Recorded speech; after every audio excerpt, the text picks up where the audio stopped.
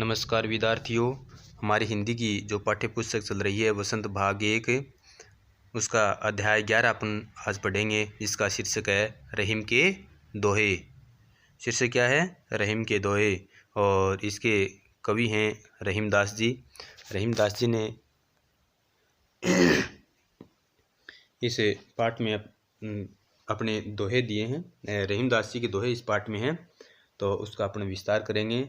तो रहीमदास जी का जो जन्म परिचय है वो देखिए कि रहीमदास जी का जन्म कब होता है और उसकी मृत्यु कब होती है।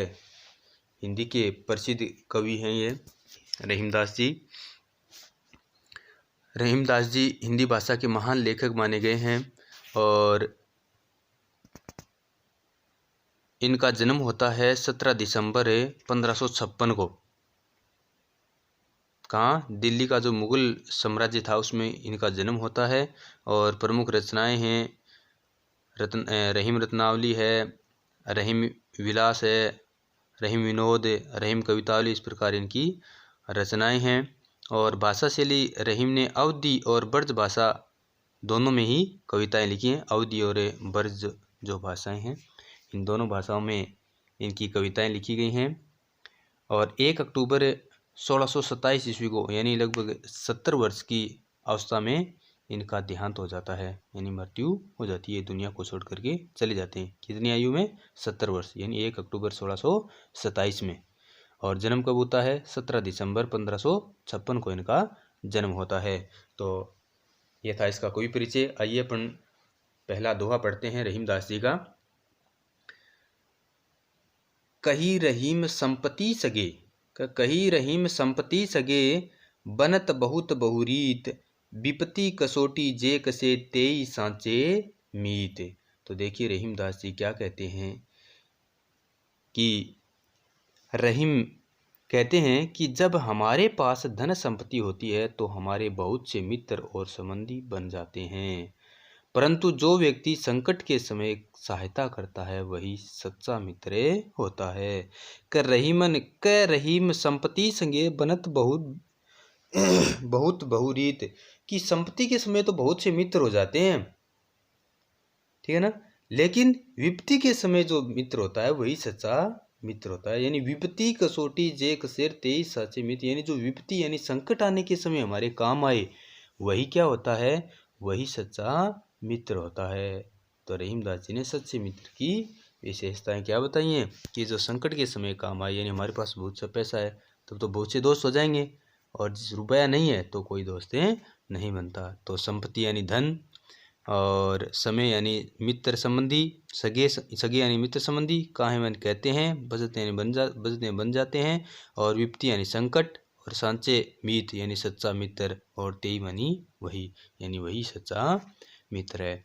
तो समझ गए आप कि सच्चा मित्र किसे कहा गया है?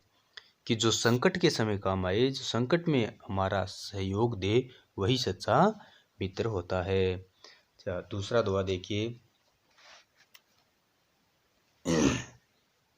कि जाल परे जल जात बही, जाल परे जल जात बही, तजी मीनन को मोह है। तजी मानी छोड़ना। रहीमन मछरी नीर को तऊ न छाड़ते छो है, रहीमन मछरी नीर को तऊ न छाड़ित छो है। तो देखिए प्रसंग इसका क्या लिखेंगे यहाँ पे? प्रसंग लिखेंगे प्रस्तुत दोहा हमारी हिंदी की पाठ्य पुस्तक वसंत भाग 1 के शीर्षक रहीम के दोहे से लिया गया है। और इसमें मछली और जल की जो दोस्ती है उसका संबंध इस दोहे में बताया गया है। तो इसका अर्थ क्या होगा? देखो कि अर्थ हो जाएगा कि इस दोहे में कवि ने जल के प्रति मछली के गहरे प्रेम को उजागर किया है, कि मछली के गहरे प्रेम को बताया गया है। और मछली जल से प्रेम करती है पर जल मछली से प्रेम नहीं करता। रहीम कहते हैं कि जब मछली पकड़ने के लिए जल में क्या डाला जाता है? जाल डाला जाता है, तो मछलियों के प्रति मोह को छोड़कर जल शीघ्र ही जाल से बाहर निकल जाता है। लेकिन मछलियां जल के प्रति अपने प्रेम को नहीं खत्म कर पाती, और वे जल से अलग होते ही तड़प तड़प कर मर जाती हैं। देखो कि यहाँ पर प्रेम प्रसंग बताया गया है कि जिस प्रकार से मछली और पानी है, पानी जब कोई शिकारी जाल डालता है तो मछली जाल में फंस जाती है, लेकिन पानी है वो जाल के अंदर से निकल जाता है। और जब मछली बाहर जाल के माध्यम से वो बाहर निकल जाती है तो क्या करती है, वो उस पानी का वियोग है वो सहन नहीं कर पाती और तड़प तड़प करके बाहर ही मर जाती है। तो यह मछली तजी यानी छोड़ करके या छोड़ना, और मछली यानी मछली होएगा, नीर यानी पानी। ठीक है, तो आज के इस वीडियो में इतना ही। धन्यवाद।